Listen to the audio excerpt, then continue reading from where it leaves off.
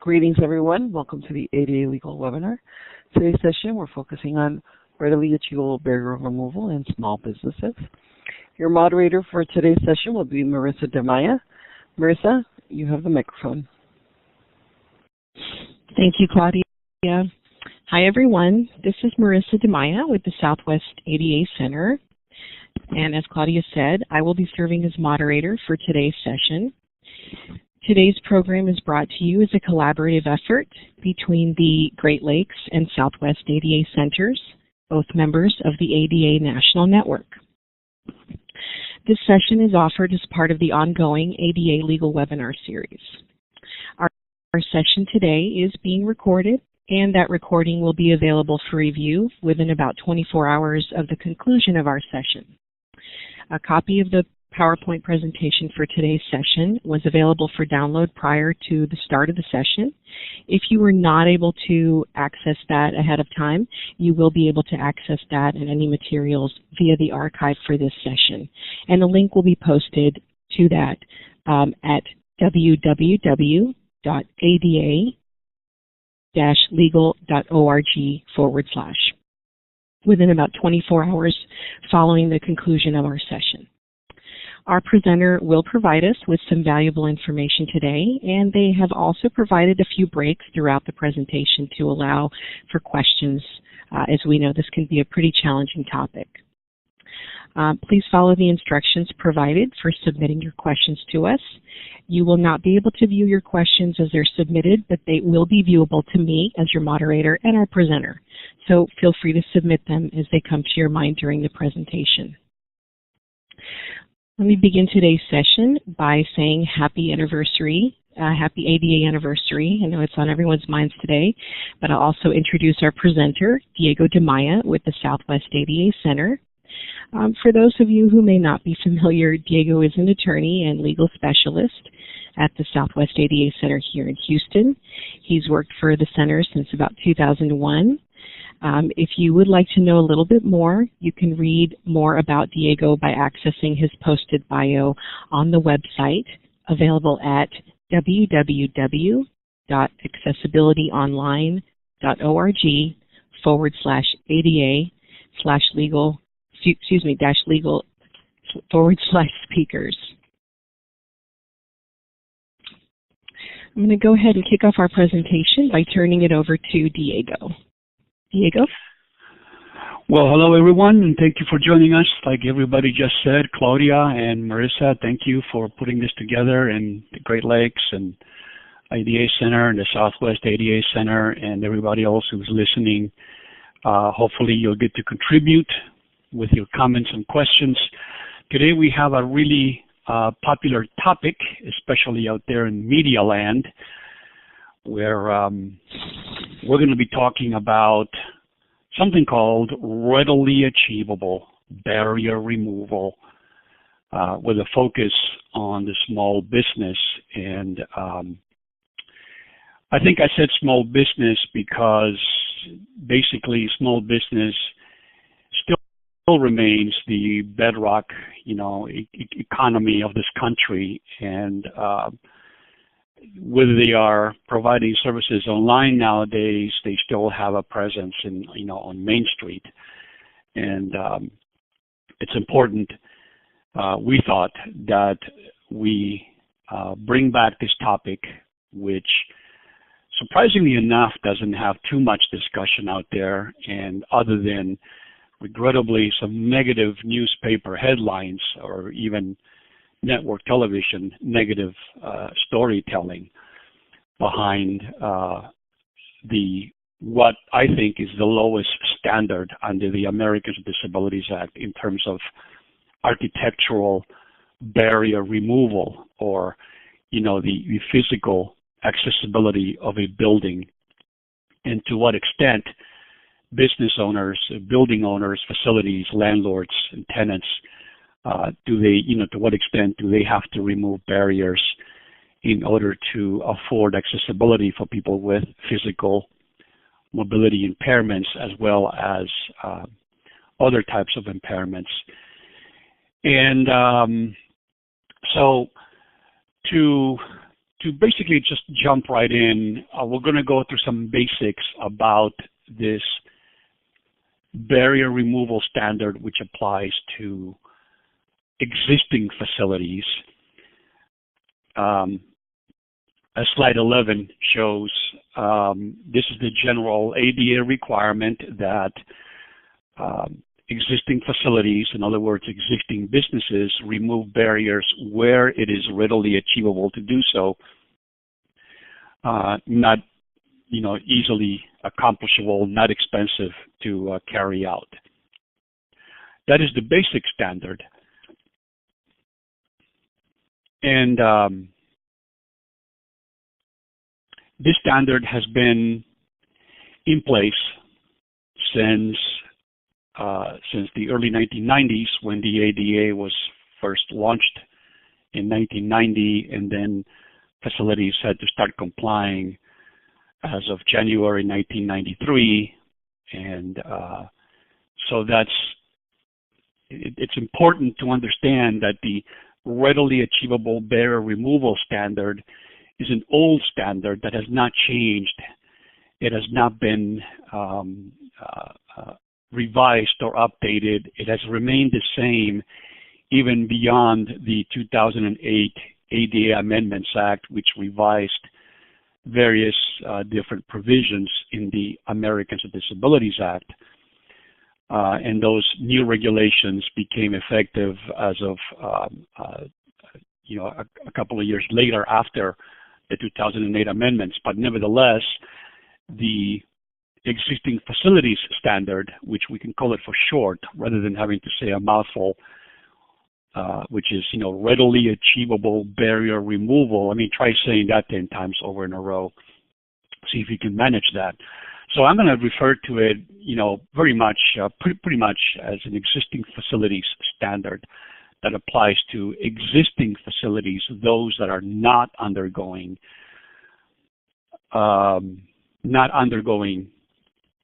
new construction or that are not undergoing alterations. Now, as we go to the next slide, we show the three different ADA standards of barrier removal. In other words, you have new construction, you have, and of course, new construction,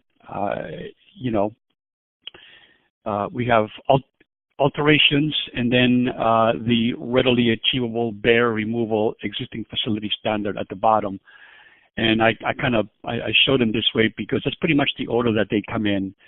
You have new construction, alterations, and then existing facilities and barrier removal that applies to them. So we go to the next slide, and we have essentially the definition of a new construction and what that standard means. And as you can see, that means that any facility built from the blueprint level upward has to comply by default with the ADA architectural standards or barrier removal architectural standards, which basically means that designers and architects and engineers and contractors and so forth, the people involved in constructing a facility, have to comply with these standards, and they have to be put into the blueprints from the beginning.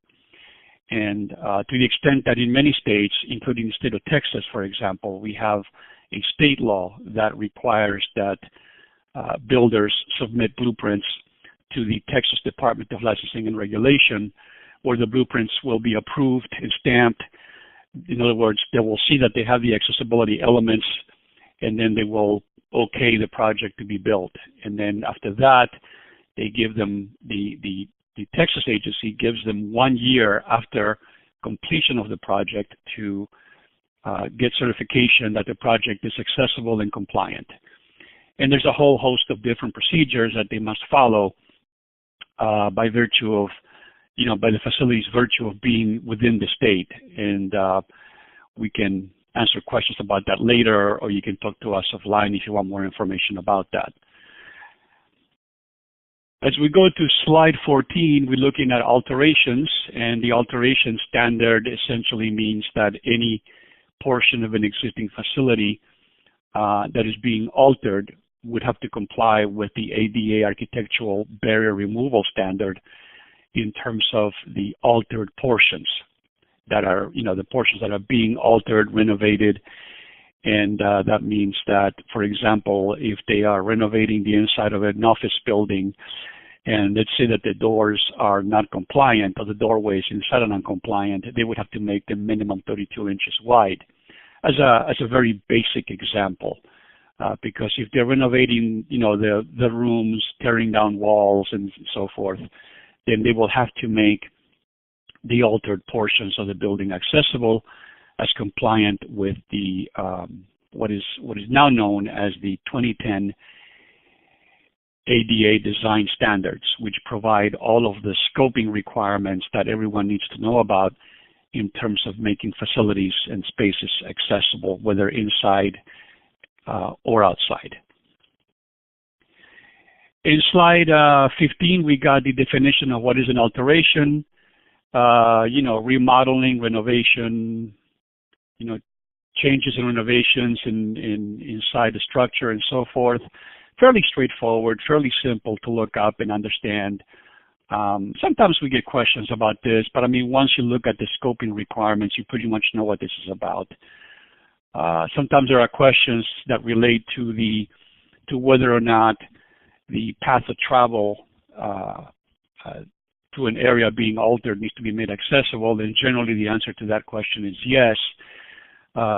With various different variations therein. But again, this is alterations. So if you go to the next slide, you learn that normal maintenance of a space or a facility is not an alteration. So there's the one key difference that says that a facility does not have to comply with the alteration standard when they're doing just plain old normal maintenance, which can be, painting the walls, papering the walls, doing electrical or plumbing work. So those things are not considered alterations. So that doesn't put the facility under the category of alterations. So as we go to the next slide, we start with the readily achievable barrier removal. And I haven't tongue twisted myself yet. I bet some of you are betting on when I'll do that. That'll probably happen at some point. But nevertheless, readily achievable barrier removal begins. And for some reason, many questions that we get about existing facilities. For some reason, many people are very confused about this, particularly people who do contract work, like contractors who are hired to renovate and fix facilities and do maintenance work, restripe parking lots and so forth. As we move on to the next slide, we keep looking into readily achievable barrier removal. See, I did tongue twist myself. Anyway, so the barrier removal to be undertaken has to be without much difficulty or expense, which is an important concept to keep in mind because, again, this applies to existing facilities that are not undergoing any type of renovation or even new construction for that matter. So these are your typical open to customers, everyday businesses that suddenly might realize either by a reminder of a kind patron or someone who basically decides to file a lawsuit that part of their facility is inaccessible because they found a barrier when they went there. And so begins the understanding the saga of existing facilities and barrier removal. So if you go to the next slide, we have what is an architectural barrier. And basically, that's pretty fairly commonsensical. Preventing wheelchair access, doorways that are not wide enough. And then you have situations that could go deeper, for instance, inaccessible bathrooms. You have inaccessible shopping aisles that could be too narrow for a person in a wheelchair or even using a walker to get by. I have to tell you, here in Houston, I've gone into many businesses where the shopping aisles are so close together that I, find it difficult to maneuver just walking without knocking things off the shelf with my elbows. And I'm a very tall guy. I'm 6'7", and it's difficult not to hit something with your hand or your elbow. And that's because a lot of these businesses just cram things in so closely together. And it's funny because they don't consider that to be something that should be subject to regulation, accessibility regulation. And in fact, it actually is, because accessibility of the facility doesn't just involve what happens on the outside or like when you go through the front door. It also involves what happens inside. So whether the public accommodation, which is a private business, under the ADA, private businesses, I remind you, are known as public accommodations, whether it's a profit or nonprofit business or service organization. So you could have a private hospital, you can have a nonprofit social welfare organization, you can also have a typical Walmart store or any other type of business that's open for customers to just walk in. And you see a lot of accessibility issues come up in small shopping strips, small outside shopping malls and centers, where you have small businesses, typically hair cutting salons, dental offices, jewelry shops, watch repair, laundromats, cleaners, small restaurants, and so forth. We can go on down the list, and that's kind of this is where you expect to see the operation of the existing facilities standard that has an ongoing obligation to remove barriers. Now, if you go to the next slide, we have a communication barrier that is structural in nature, and a lot of people forget about this little tidbit of barrier removal, that it doesn't necessarily mean that it's going to be a physical accessibility issue. It may also be a hearing accessibility issue. For example, you could go into a place where the sound is not being dampened, and there's so much echo and so much noise that you can't hear yourself speaking. Basically, it's very difficult to communicate with other people. And so, one needs only to imagine what that could be like for somebody with a hearing impairment that has a little bit of hearing, but still has to, put in so much extra effort to try and discern what's being said in a loud sort of environment. And I've seen this in many different types of situations, but mostly I see it in some of the smaller to mid-sized restaurants where for some reason they don't dampen the walls, they don't put in sound filters that allow you to soften the echo inside. And so when you go inside, even when you're sitting at the table with your family and you're dining, it's still so loud that you can barely hear each other. And this type of situation could potentially be a liability for many businesses. I don't think it happens too often because, quite simply, people are not aware that it might be a liability or that it could be a liability, but it could well be. I mean, somebody could make an issue out of that.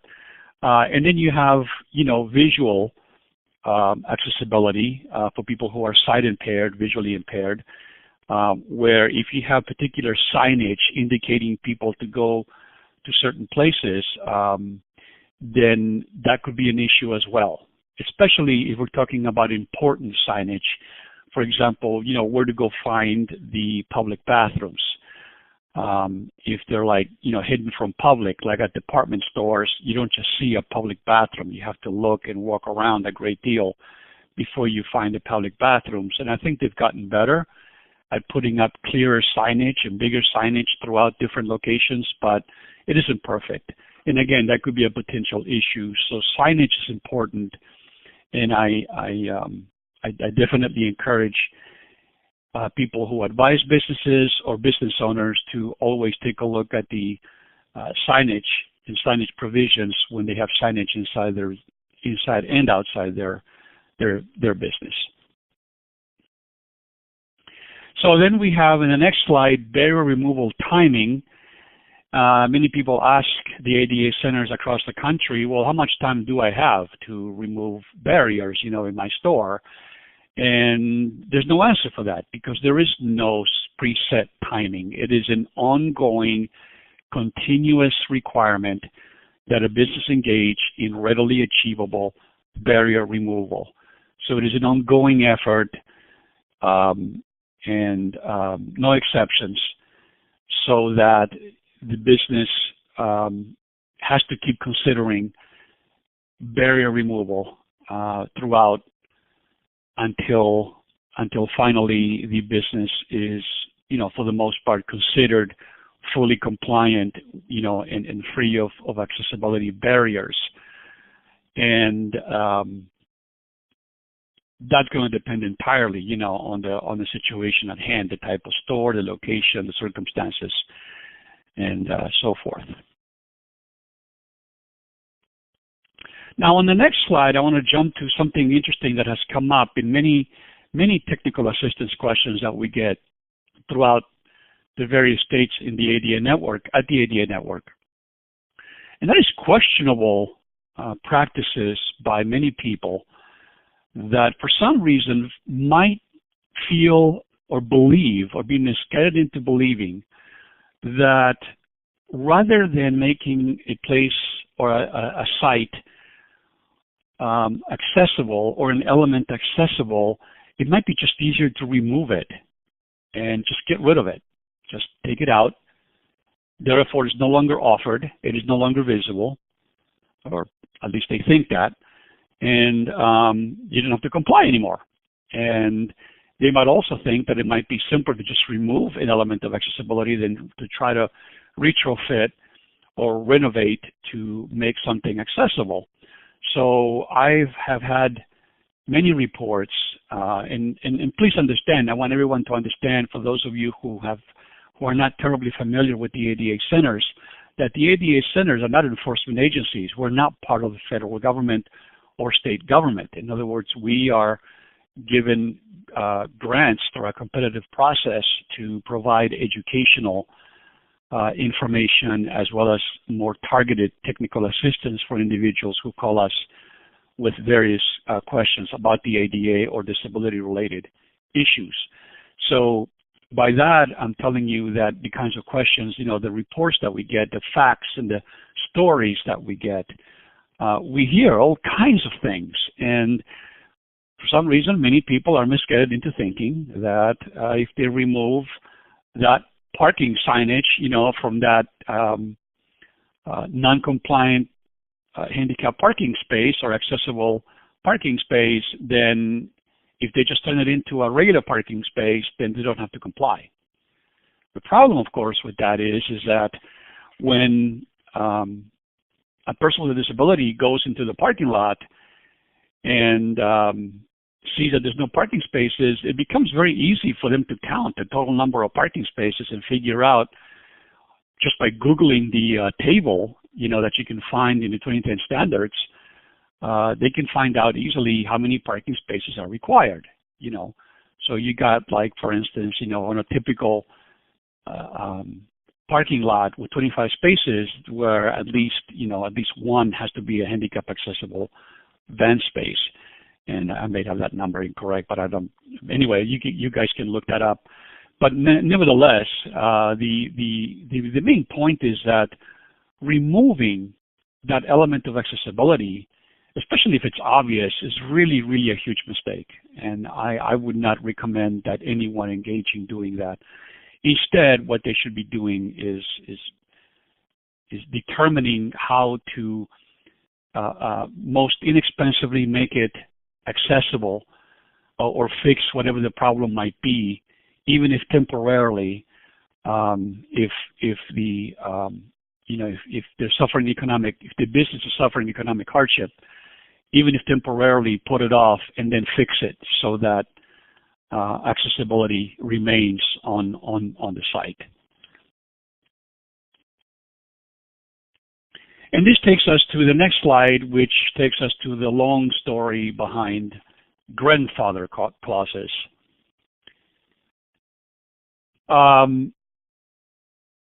You know, there's different ways to approach this, and I don't know any special way to approach this, except that to say that for anyone to say that a business is quote-unquote grandfathered is a rather gross misconception and misunderstanding of the accessibility requirements, of the readily achievable barrier removal requirements. And I've heard grandfather clauses being claimed even for new construction projects. You know, and it happens. And I am not one to laugh at it, because this comes out of people that may well have really good intentions in thinking that, well, the law exempt us and we don't have to do that, you know, but unfortunately it's just misguided information or misinformation that might have come out of some place or a conversation with someone. In many cases, based in our experience as providers of technical assistance to the entire country, in our experience, it has even come from code officials from different cities and localities, and even at the state level, where they might say something like, well, yeah, but your facility was built in 1955, and so therefore your grandfather, you don't have to make the premises accessible under any of the ADA standards, and that's just very much incorrect and a huge mistake. In other words, that is just wrong information, and I want, as a friend of mine likes to say, repeat after me. You know, everybody repeat after me. There is no grandfather clause in the ADA. Everyone has to comply with one of the three barrier removal standards, as well as complying with the non-discrimination requirements of the ADA. So we go to the next slide. Again, I'm repeating that there is no grandfather clause. And at the bottom of the slide there, you'll notice that I mentioned that even historically protected properties have to engage at one point or another in readily achievable barrier removal. That's right. So just because somebody thinks they're going to put in the paperwork to the Interior Department of their state or their state attorney general or whoever handles the registry of historically protected properties, you know, don't start thinking that you're going to be exempt from architectural barrier removal, because that's just not the case. I'm going to say it this way: it is not necessarily true. It is not necessarily the case that that the entity will not have to remove barriers. In all likelihood, they will probably have to engage in some form of barrier removal and come up with some form of accessibility, even if it means videotaping the contents of an inaccessible second floor to a museum that has been situated in a historically protected property that has no elevator to go to the second floor. So you see, the accessibility requirement under the ADA is very, very broad. It doesn't just require the architectural barrier removal, but it's also going to require various other types of special accommodations that may become necessary in order to make the goods and services of that business or that museum available to the general public, including those who have physical impairments and disabilities. So as we move on to this next slide, where I put it in as I labeled it, who owns and who pays, this is just to answer the question of those people that tend to ask questions such as, well, who pays, the landlord or the tenant?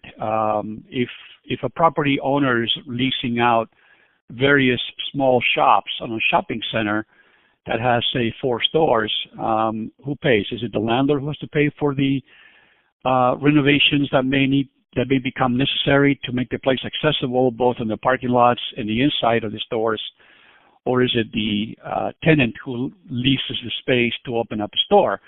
and the liability is incumbent upon both, essentially. That's the bottom line. And so typically, the person with a disability who decides to file a complaint or a private lawsuit against the business is going to engage the people who are running the business, okay?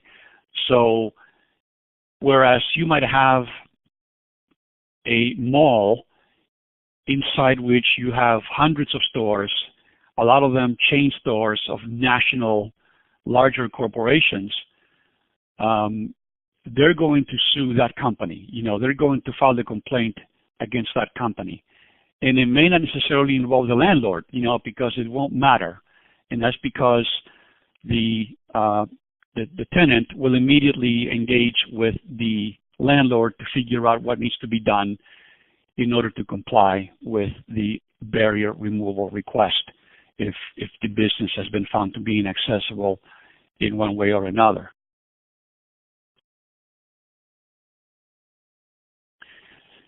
So at this point, I'd like to ask Marissa, before we go to the next slide, do we have any questions, or should I move on? We do have a couple of questions. Okay. The first question is, how is the ADA Notification Act, sponsored by Poe, I think they're referring to Ted Poe of Texas, going to affect requirements for Title III? I'm going to be getting to that question later on in the broadcast, but I'll just briefly say that it is not going to get rid of the readily achievable barrier removal. At least no bill proposal that I have looked at, that I'm aware of, and there's been quite a few in the past couple of years that have gone through, Congress. None of those bills have said or have proposed that a business will not have to comply with new construction requirements, with the alteration requirements, or with the existing facility standard. So in other words, those requirements will be in place. The only thing that might happen, in a nutshell, is that a person filing the complaint would be required to send notice by following a procedure that would dictate a certain number of days, give the business notice so that they can become accessible, and therefore the idea being that that would negate the possible lawsuit and complaint because it would give the business time to become accessible. So we'll just leave it at that for now until we get to later in the broadcast where I'll bring in some more details about the so-called drive-by lawsuits. Okay, and this other question is regarding a situation the path of travel between accessible parking and the front door of a new YMCA is not accessible. And also they offer free lockers, but those lockers can only be accessed by sighted people. They want to know who, if you have any suggestions for who they should reach out to about improving access at the local YMCA for someone who is blind or low vision. If I understand the question correctly, which is kind of vague or broad maybe, really, the public accommodation, in this case the YMCA, they have an obligation to remove barriers. It applies to them just like it applies to any other type of business, whether profit or nonprofit. And so they have to engage in readily achievable barrier removal. But again, you have to understand that the requirement, this much lower standard, which is again below the new construction standard and below the alteration standard, this standard, requires minimum requirement. And I'm going to apologize because I just realized that what I left out is a slide that could have shown some of the examples of some of the priorities that, not priorities, but rather some of the elements and features that are considered reasonable to be made accessible in a facility. And some of those will include what the questioner was just asking. To the extent that, locker rooms, locker locations do need to be accessible. to the extent that if they don't have them accessible, then they'll have to figure out some other way to offer lockers in an accessible location for someone who cannot go to where those lockers that are inaccessible are located. So if you follow what I just said, because I think I just twisted myself altogether there. Anyway, so if the lockers are in an inaccessible location, then they will have to figure out how to create accessible lockers in an actually accessible location for someone who cannot otherwise go to where those lockers are located. So that's kind of a simplistic approach to that answer. And in terms of who you reach out to, well, it's going to be the business. It's going to be the organization and its directors, its ownership. Nonprofits are typically run by board of directors. They're typically run by executive directors who get paid a salary to run either the local branch or a regional, set of locations. So it depends on how they're structured. You can always go to their website and identify all this information, usually quite easily, by going to their website, identifying who the board members are, and identifying their corporate mailing addresses and so forth, and then moving accordingly, to request that, in other words, inform them, engage them in informing them where you believe that they are not accessible, and then let them respond to you and see what they say. Let's see what justification, they might have for having a facility element inaccessible, if that's indeed what's happening. The other thing I wanted to mention kind of briefly, and then we'll move on, is that there might be a situation where a customer of the YMCA might need reasonable accommodation on a more personal basis, because remember, architectural barrier removal is not designed to meet the needs of everyone out there. They are minimum requirements, and they're not always going to help everybody who has a physical impairment. So there will be individuals who will invariably meet with challenges in accessibility, even if the place is fully compliant with either the minimum new construction requirements or the minimum alteration requirements or the minimalist readily achievable barrier removal requirement. So again, remember that these are minimum requirements. They're standardized, and so there will be situations and occasions where an individual will need a special accommodation, and it is the obligation of that single individual to request that accommodation, because the ADA gives them the right to make that request. Under Title III of the ADA, which covers public accommodations, these businesses are not allowed to discriminate on the basis of disability, which means that if someone has a special need that goes beyond the architectural accessibility of the site, then they need to put that request forward to them and then engage them to figure out how they can be best accommodated, or I should say appropriately accommodated, so that they can have equal participation in using all of the services and benefits of, like in this case, of the YMCA. If you have any more questions, we can do another one if you like, unless you want me to move on. Let's go ahead and move on. Okay.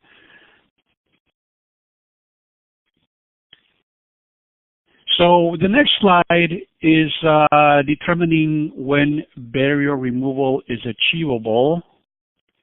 I believe that's slide 26.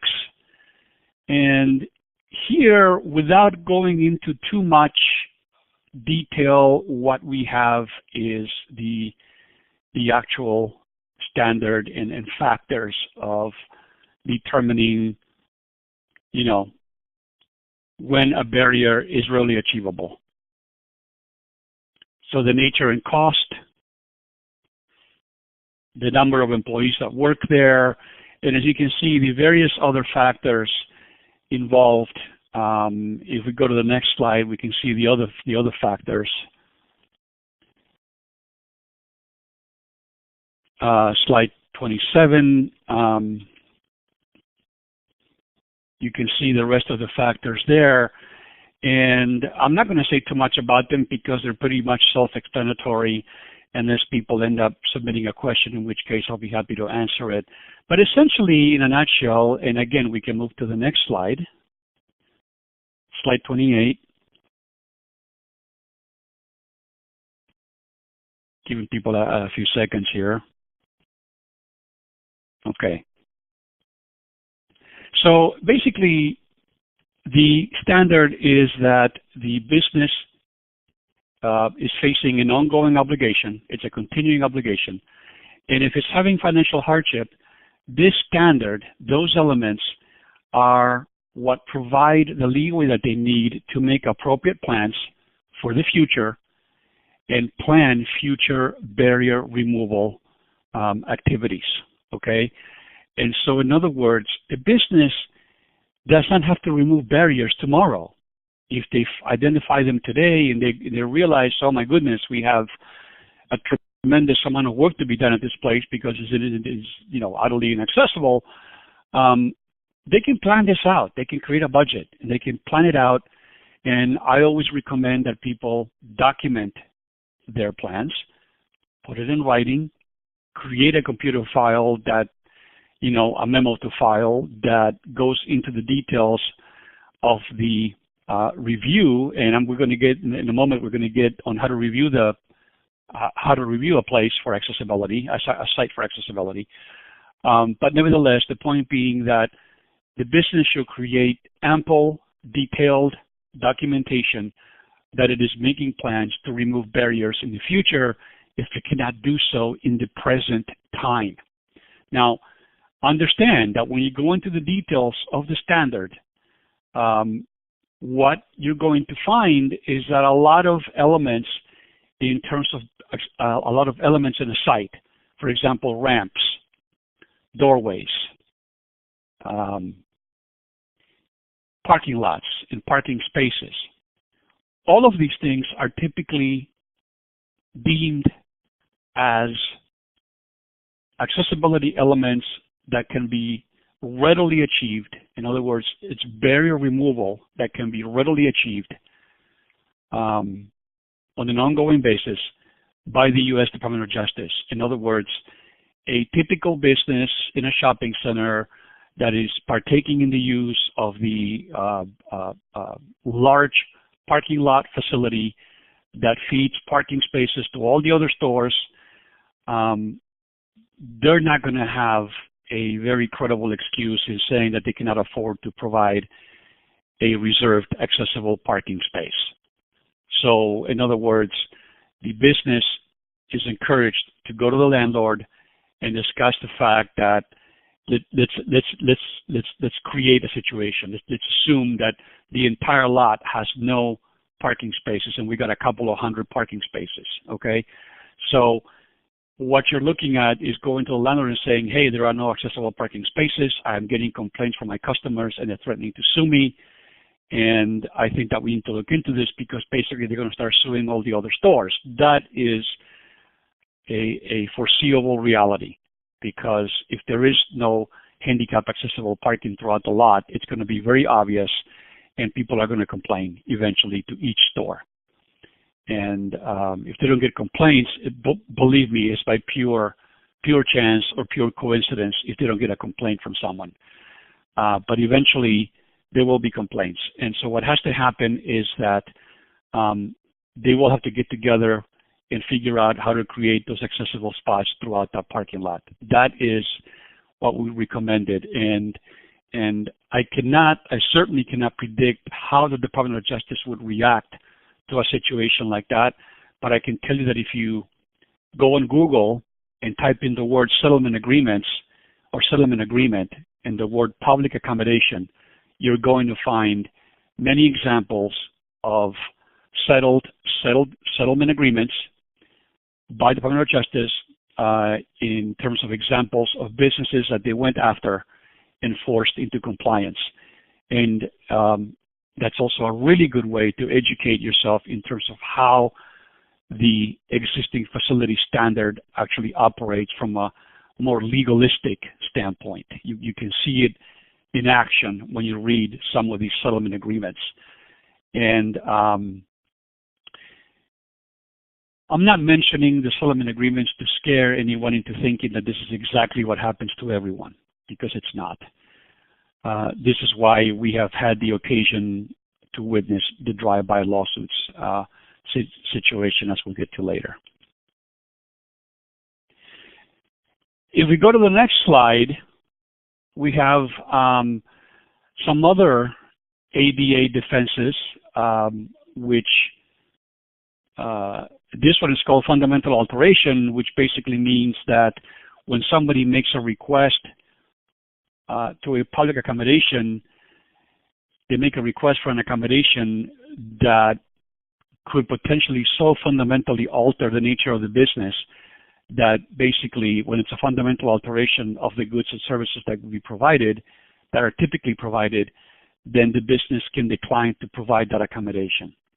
And instead, the ADA requires them to engage in an alternative to removing that barrier, or an alternative on how to provide that service or good that the person is looking for.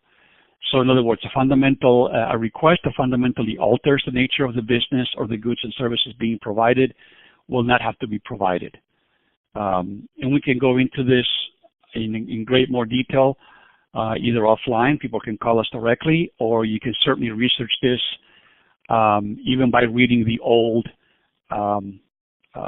pre-ADA Amendments Act, DOJ Technical Assistance Manual, which explains fairly clearly with examples these different types of business defenses. In other words, the defenses meaning reasons that businesses can use to decline to provide a reasonable accommodation or to make a site or location accessible.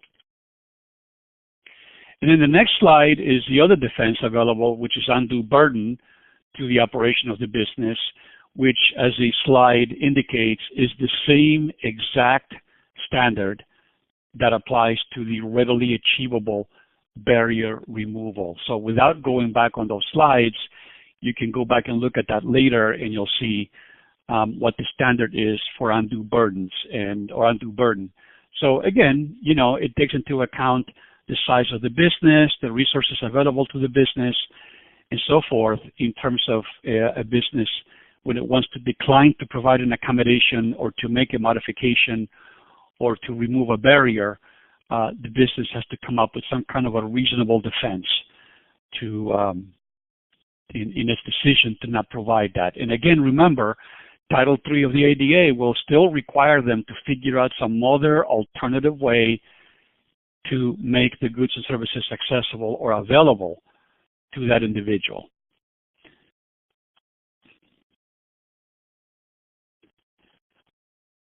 Okay, so at this point, I would probably ask if there are any questions before we move on, because now the tone of the presentation will change. But we're going to talk about some more amorphous type of subjects, including the drive-by lawsuits and some of the things that I have found in doing the research into this, and some of the things that I can recommend for people to look into in terms of educating themselves on how to address these types of issues with regards to existing facilities and barrier removal. So, Marissa, do we have any questions, or should we continue?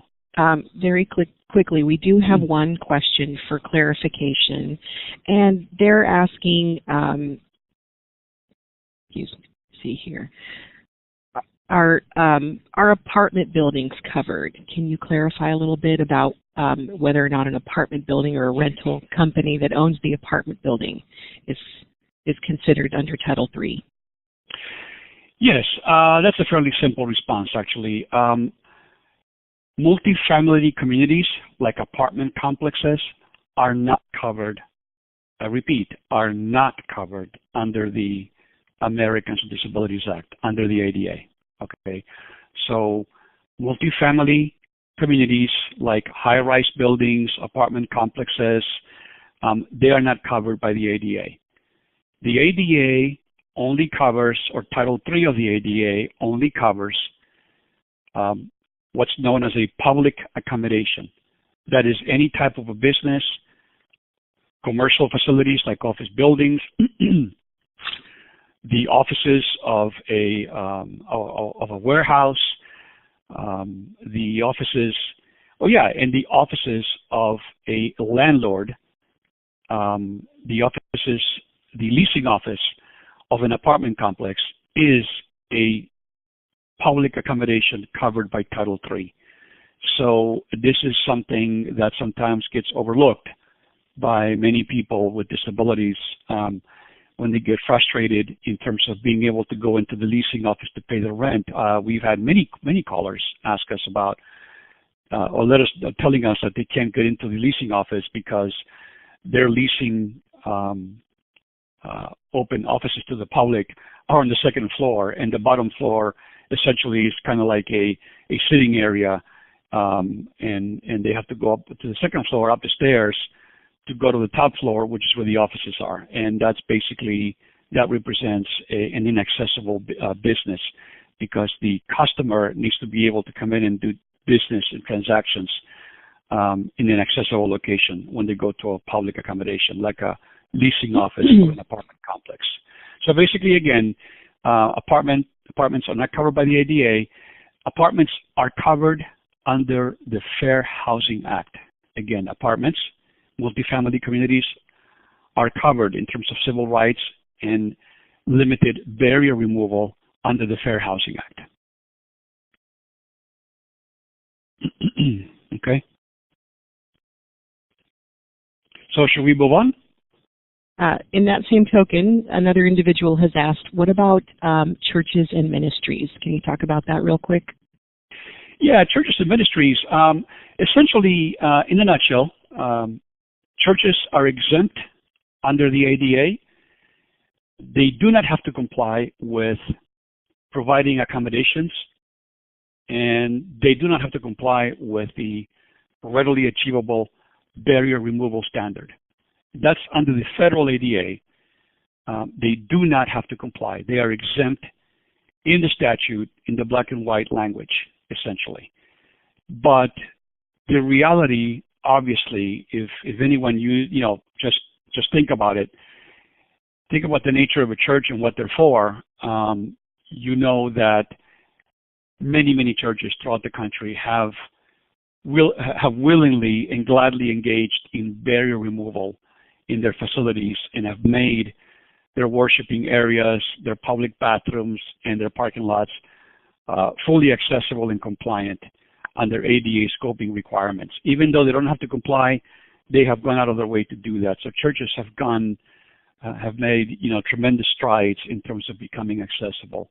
And occasionally we get some questions from people that either go to church or people who work for churches in the administration with regards to barrier removal and how to best approach certain more difficult challenges, such as lack of funding and so forth, where the level of accessibility might be rather high and they're just simply financially unable to make the changes at the moment. But then we explain the same standard that applies to a regular business, and that is that they should just make some plans and maybe hope for the future to raise some funds and get the facilities, to become accessible at some point or another. Churches are like many other types of nonprofits are good at, can be fairly successful at getting labor donated by different, contracting companies or building companies that will come in and do the work at no cost to them. But, again, that requires an organized nonprofit operation that has a fundraiser and so on.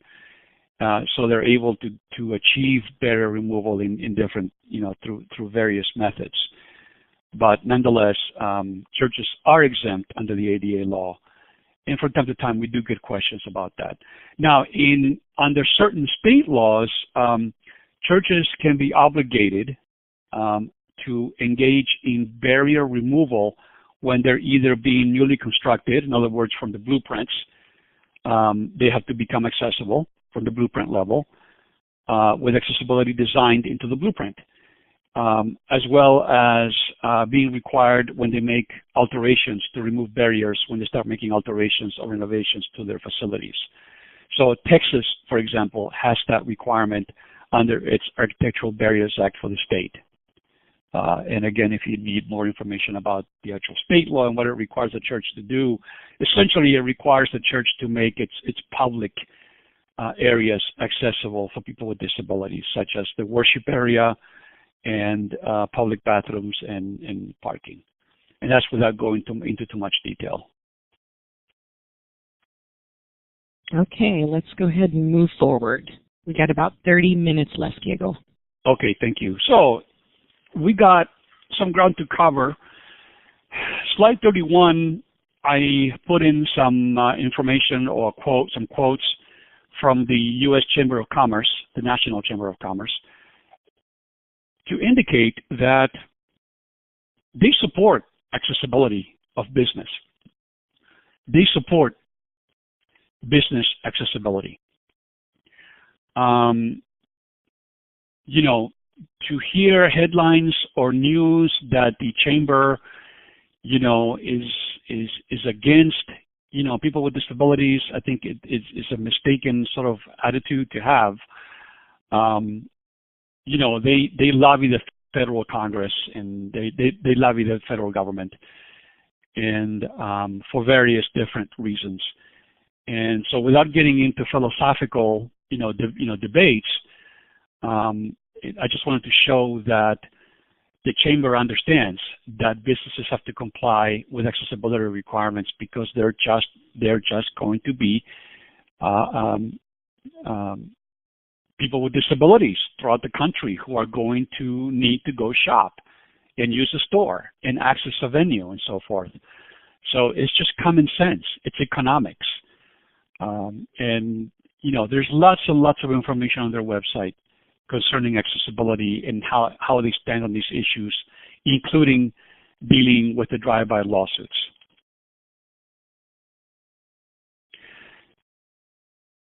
The next slide, I'm looking at drive-by lawsuits. And keeping the understanding that, you know, the ADA centers are not allowed to give opinions. Let me repeat that. The ADA centers nationwide are not allowed to give people opinions of what they think about any type of issue, whether it is about the 2010 standards or the accessibility of a business or drive-by lawsuits for that matter. We're just not allowed to give an opinion on whether we think it's good or bad. What we are allowed to do is to provide information that may pertain to a drive-by lawsuit.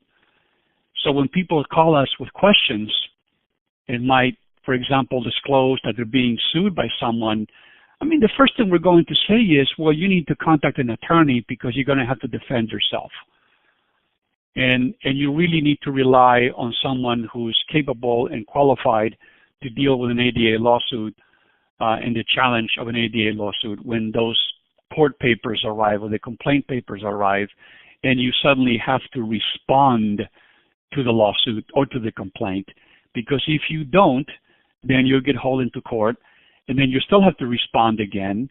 And then, you know, if you don't respond to that, then the person who filed the complaint might win by default if you don't respond to the complaint. So while we're not allowed to give you legal advice and tell you what to do or how to do it, we will give you the information you need to understand what the standards are, like say readily achievable barrier removal. You'll understand what that means and to what extent that applies. You'll also understand how it is not new construction, how it is not alteration. It's neither of those two standards. It is a lower standard.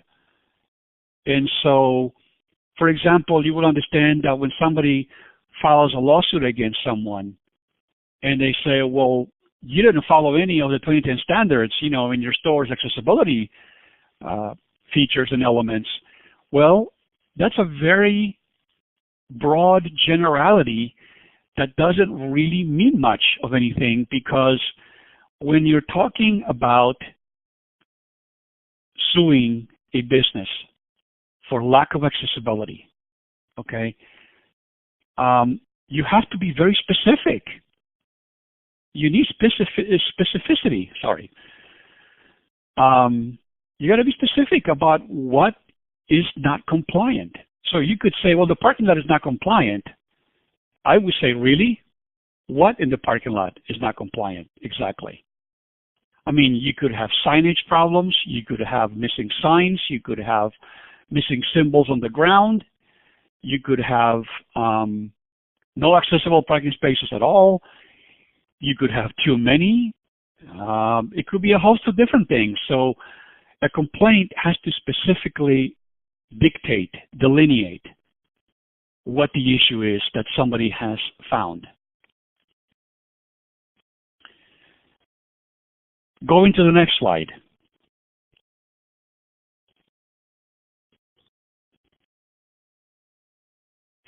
As you're looking at what I put in these slides, okay, notice that basically the term drive-by lawsuit is a disparagement. Disparagement.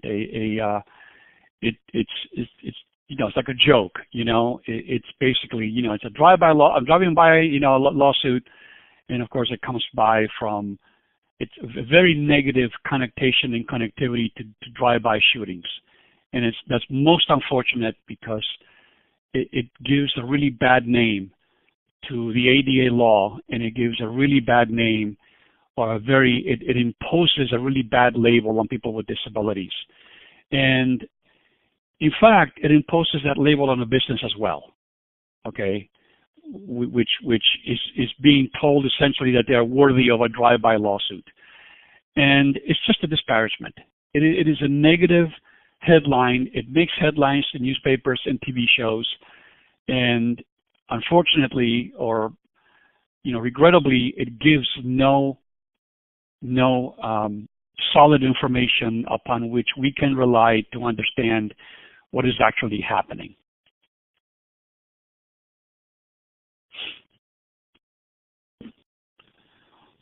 On the next slide,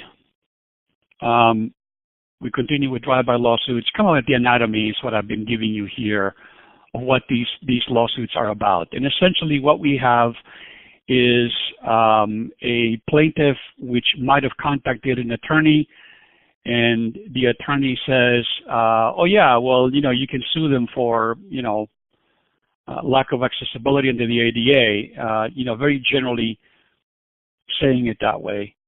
Categorizing it that way, and then what they do is they send a complaint in and they say you have been found to be non-compliant with the ADA accessibility requirements, and typically they will cite the 2010 standards, which may or may not apply, and they will be very general and broad about it, and they will say pay us a certain amount of money so that we don't sue you, along with the promise that you will make your business accessible.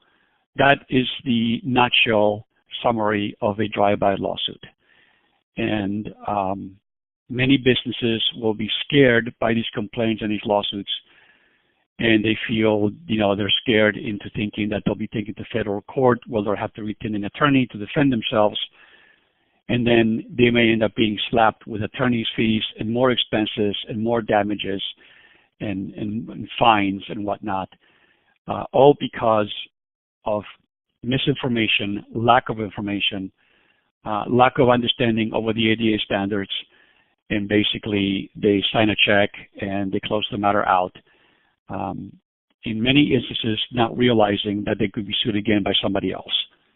And this is where things get sad and tricky, and we get a lot of questions from people who are business owners and very angry, very irate about the fact that this might have happened to them, and what can they really do about it? Is what they always ask. So in the next slide, I'm giving you an example of the negative type of headlines that we're looking at in these situations. And so there was that one story on CBS. I won't name the host, that dealt with drive-by lawsuits and how businesses are buttressing, they're suffering the wrath of people with disabilities. I am using those terms on purpose, by the way. You know, they're facing tremendous hardship is how they're portrayed in these headlines and the stories. And in some cases, people have been reported to have been using Google Earth to essentially look through pictures of business sites and identify accessibility or elements that needed to be accessible or that should be accessible according to them. And they'll use those pictures. They'll use those pictures from Google Earth and file complaints, essentially by mail, with a person with a disability has not even gone to the premises to do any shopping or essentially has not patronized the business. Next slide. Let's see. Slide 36, I believe. Congress response.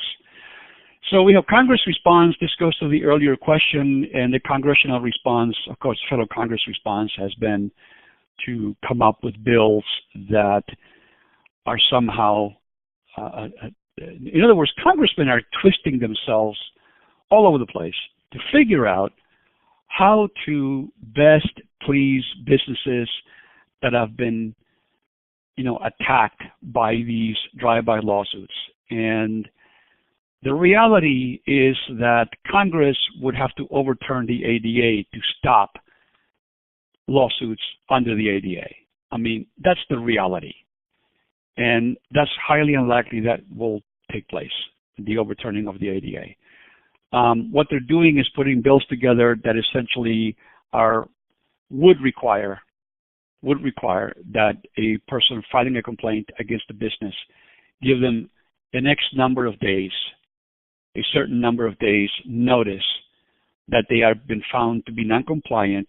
They will have to give them a specific list of elements that are not compliant, and basically let them comply, and then that would essentially, the idea being it would obliterate the complaint.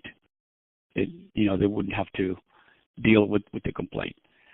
Now, interestingly enough, the ADA already provides some of this to a certain extent. Because if you look at readily achievable barrier removal, remember, it provides a standard, it provides a list of considerations as to why a business would need, you know, how a business would defend itself if it needs to say no to removing a barrier to accessibility. There are grounds, and typically those are financial grounds, financial reasons. So if the business is truly legitimately suffering a financial hardship, they would not have to remove barriers to such an extent that it would make them go bankrupt. The ADA simply does not make a business go bankrupt.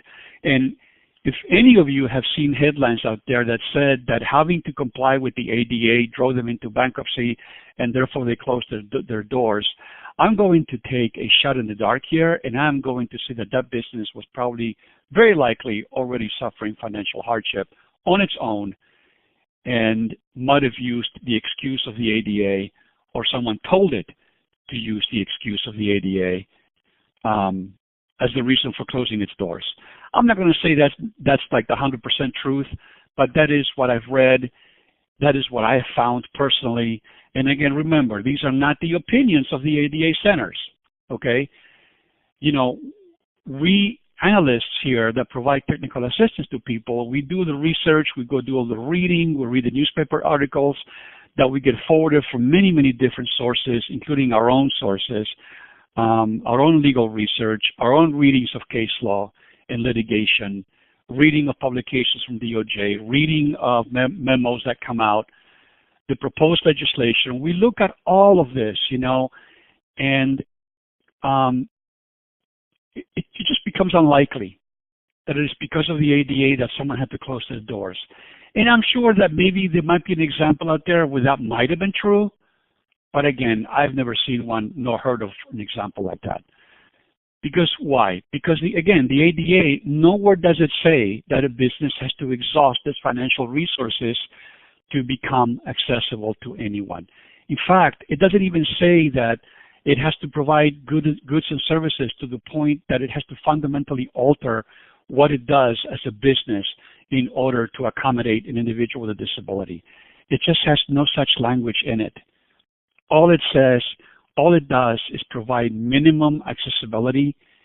It imposes a minimal requirement in terms of barrier removal and providing reasonable accommodations to people that it would be appropriate in relation to their disability. It doesn't require that anybody go beyond any of those steps, any of that level.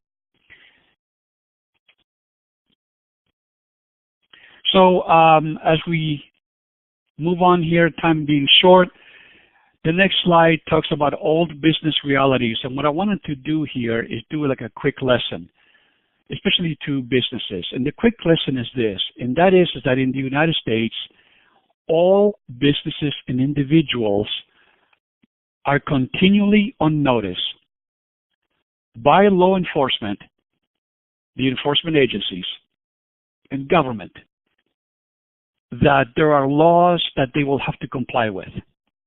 Whether we're talking about speeding laws, whether we're talking about accessibility requirements, whether we're talking about any other law you can think of, that is promulgated by the state, by a legislature, onto its people.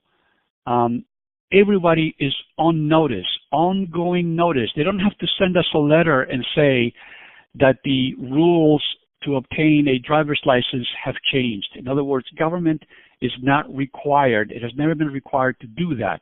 It is the obligation of the individual who goes to the Department of Motor Vehicles, the Department of Safety, to get their license. It is the obligation of the driver to read the forms and to read the rules, learn them, take the test, and get their license. But they don't have to send out reports or notices that you are now going to be legally held to one standard or another. And why do I say this? Why am I preaching or lecturing on this? I'm lecturing on this because the belief that requiring individuals with disabilities to give a business notice is essentially unheard of. This is just something that is extraordinary. No other civil rights law requires that a person aggrieved give notice to the person who is causing the harm so that they can stop doing the harm. Ever since civil rights laws have become civil rights laws, people have been able to file the appropriate complaints or lawsuits in the appropriate courts through the appropriate procedures and pursue their civil rights. So if we go to the next slide, what I'm getting to conclude with is what I'm deeming as the universal inclusion problem.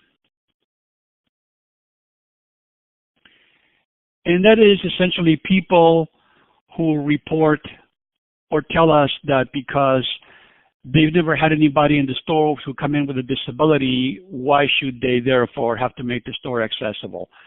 This segment on CBS featured a store owner or manager or someone that basically said that even, it was a hotel manager actually, or a hotel owner, that basically said that since no one had requested to use the swimming pool, why should they have to install a swimming pool lift? And when you hear this, that might well be a prevailing opinion or attitude in the business world, but in terms of legal weight, it has no legal weight whatsoever. And the reason for that is because we have, over 100 years of jurisprudence, of case law and court battles that concern many different types of issues. And to simply say, well, I don't have to comply because we don't get people of a certain color to come to our store, and therefore I don't have to comply with the civil racial discrimination law. It just doesn't fly anymore. It doesn't apply anymore. Those days are long, long gone and behind us. And all the ADA is seeking to do is to create a level playing field, which I'm sure you've heard that language before, by imposing, and not even imposing, really by delineating certain minimum standards that people have to go by. And I apologize if I'm sounding like I'm being preachy or, and so forth, but that this is the only thing that's left in terms of remarking about the drive-by lawsuits. And that is, I know that it's not very helpful to think this way or to even discuss it in this way, but essentially what we're looking at, I want to also mention in the next slide how the story on CBS, again, I'm picking on that one story because it was very evident, how they depersonalized an individual with a disability in terms of its negativity by talking to a person with a disability while never showing the person's head. And I thought that was just such an offensive thing to do that it just completely took me by surprise. I mean, it really did. It was fascinating from a social standpoint. When you study these things socially, it's just amazing. And then we go to the next slide, and then we're looking at the fact that these stories, particularly in the headlines, are not questioning the reason why a lot of these businesses are non-compliant. In other words, they don't ask the questions, well, since this requirement has been in place for, 27 years, basically, thereabouts, you still haven't made your business compliant. And this happens to a lot of old, well-established businesses that are suddenly faced with a lawsuit or a mere complaint from a patron who went to dine there with their family and they couldn't get in, even though this restaurant might have been there for 45 years, and they get really surprised. Again, I go back to the old standard that applies to the whole population across the country, and that is that we are all on notice that there are going to be legal requirements and obligations that we all have to abide by. And we are not going to be sent a letter letting us know to hold our hands, holding hands, telling us that we have to comply. This is just a requirement. In other words, there are many people who are very, very cynical about this, but all I can say to them is that this is a reality.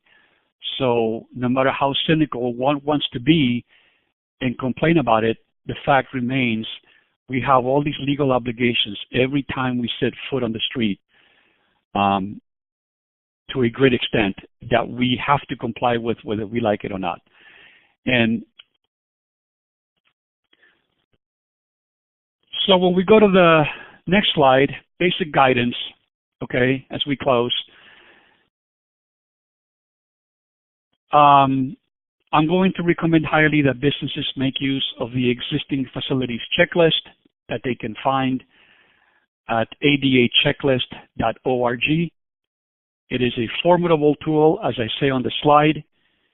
It is a necessary tool that you need to embrace and take and use and plan a review of the facility and all facilities, existing facilities that have been in existence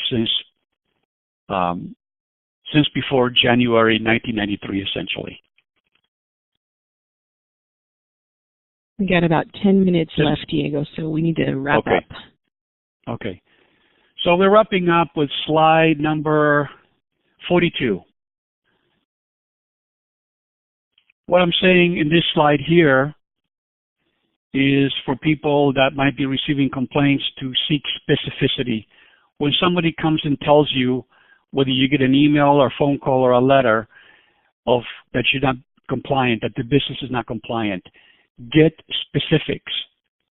Get specifications of what exactly is not compliant.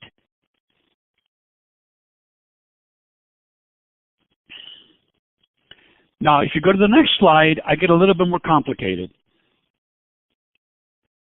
What I'm suggesting here is that basically civil procedure, which is what guides attorneys when they file lawsuits in court, okay, they have to follow something called civil procedure, whether it's state civil procedure or federal civil procedure, okay? This is why you hear people sometimes telling you, you need to get an attorney for that because going through the court system is difficult. Well, it's civil procedure that dictates the kind of evidence that must be presented when somebody goes to court, okay?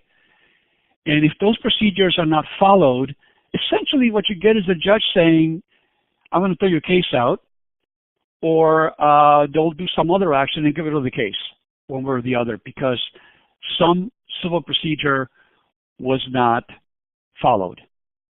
And so procedures that require certain things to happen on the complaints need to be followed precisely. And so this is why I emphasize that when you get a complaint, get details.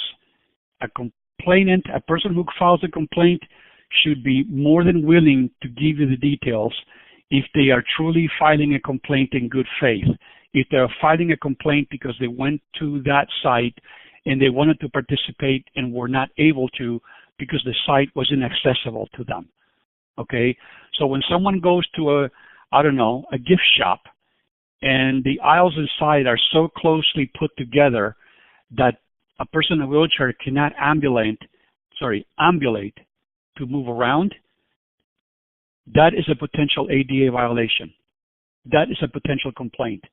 So that should be delineated in the complaint. It should be clearly stated that the aisles are so close together, and that we recommend putting them further aside, 36 inches, such as the width of a sidewalk, for example. Okay?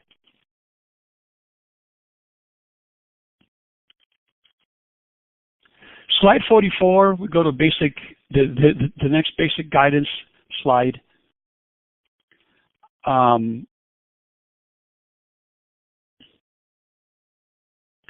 See here the courts, I'm telling you, and I'm mentioning a couple of cases that you can go look up on your own, or you can just contact us and we'll be happy to send you the locations. You can Google them just as easily. Cases that deal with accessibility and have discussed barrier removal, and that might be worth looking at if you're truly nerdy enough to go look at this and you want these kinds of details. Because again, I don't recommend that anyone take on an attorney filing a lawsuit against their store unless they happen to feel very secure about their knowledge of the ADA and their knowledge and understanding of procedures and how to counteract a complaint by using things such as the standards, which standards apply, and debating, case law. Okay, so essentially, we always recommend, the ADA centers always recommend that you get an attorney to help you pursue your claim, to defend yourself if someone has decided to file an actual lawsuit against your business. Okay.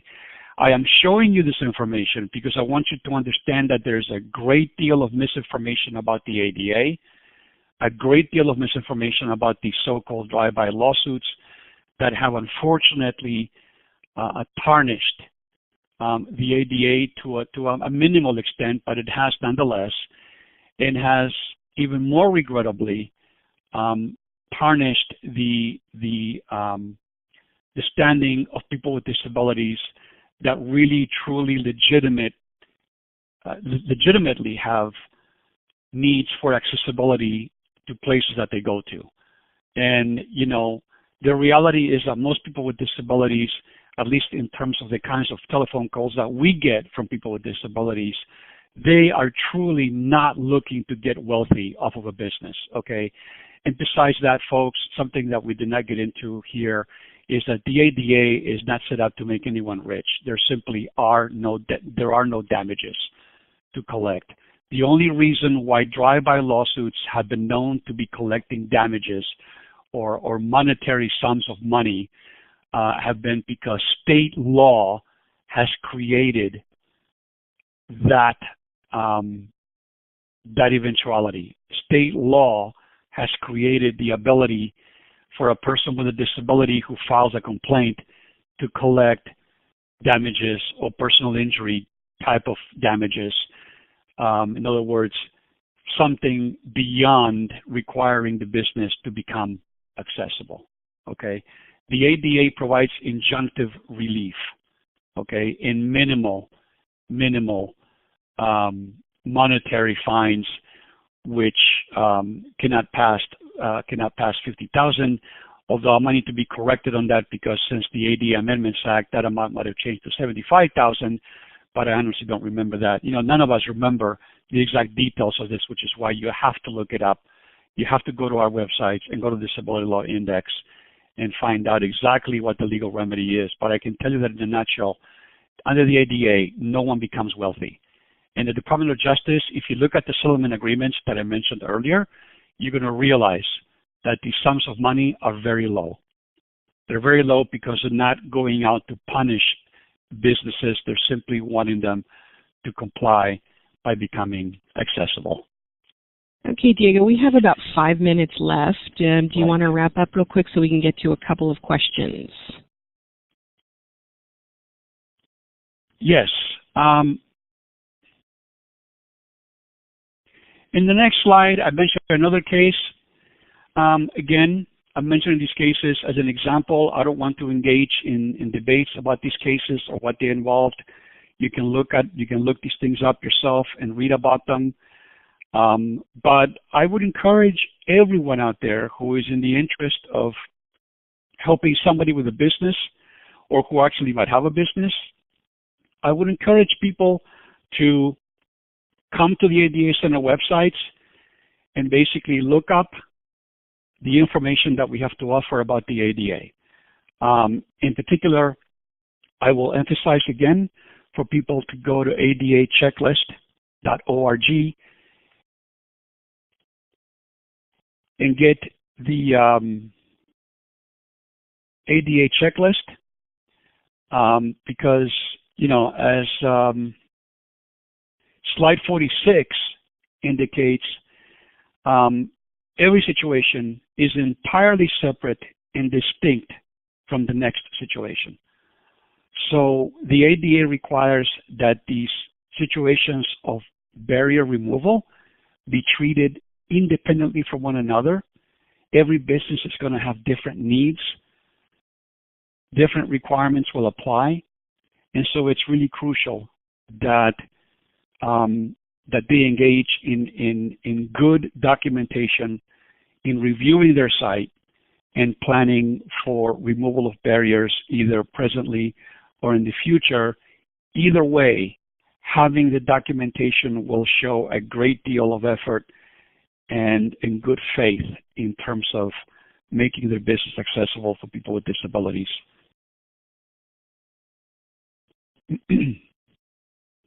Okay, we are literally about out of time. I think we have maybe a minute for question. The question that came in, let me see here.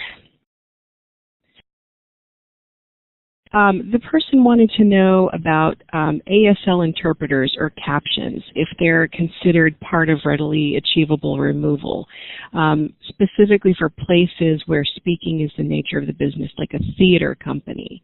Would that be something that they would be obligated to provide if someone goes, say, to the theater and they want to request an interpreter? No. Readily achievable barrier removal essentially has to do with architectural barrier removal and communication barrier removal in a structural sense. So when we're looking at communications, like what this question indicates, that's a situation where the various theaters and playhouses and movie theaters are undertaking to make what they sell, in other words, the entertainment, to make that entertainment accessible. An example of that is when you go to a football game, they are required to have closed captioning on the various available signs, closed captioning of all of the announcements throughout the football game for people who are deaf or hard of hearing. So essentially, that's what that requirement, this question, refers to, and that's how it relates. What the question is referring to really is more akin to effective communication, where a patron may need to request that the entity, the public accommodation in this case, facilitate effective communication at its expense. And that's going to depend entirely on the nature of the communication that is needed, and it's going to depend entirely on the situation at hand, on what this place is and what they do for a living. So a restaurant that is noisy because they don't have sound dampening elements on the walls will not be obligated to provide a sign language interpreter. But a place where sign language interpreting might be necessary would be a play where there is no closed captioning being provided. And so in some places, some of the nonprofit local theaters that suffer a great deal of financial hardship have been able to get closed captioning or sign language interpreters services donated through their philanthropy efforts. Okay. Any other questions? All right. That puts us pretty much out of time. I'm going to go ahead and close. And Diego's got a slide up there. If you do want to talk a little bit further about this or have some questions, you can always email them to him directly there. His email address is up there at diego.demaya@memorialhermann.org. You can also email them to swdbtac@ilru.org.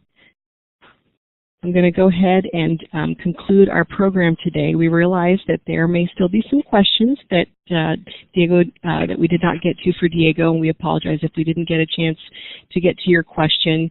Again, you can certainly email us that at swdbtac@ilru.org. We can certainly provide an answer for you. We want to go ahead and thank everyone for joining us today, and thank our presenter, Diego Demaya, for sharing his expertise and information. A last reminder that today's session was recorded, and you can certainly access that recording. It's going to be available in about 24 hours at www.ada-legal.org within the archives section. We invite you to join us next on September 20th for the webinar titled Reasonable Accommodation Update with Barry Taylor and Rachel Weisberg of Equip for Equality. Again, questions regarding this or any other sessions in the series can be directed to 877-232-1990 or via email to webinars@ada-audio.org. Lastly, we invite you to receive a link to the you will receive a link to the evaluation via email at the conclusion of our program today, as well as instructions regarding certificates of attendance or other continuing education recognition. We encourage you to participate and share your views with us as they're always valued. Again, I want to say thank you to everyone for joining us. Thank you to Diego and the staff at Great Lakes, and happy ADA anniversary to all. Hope you have a great day. You may now disconnect by closing your browser.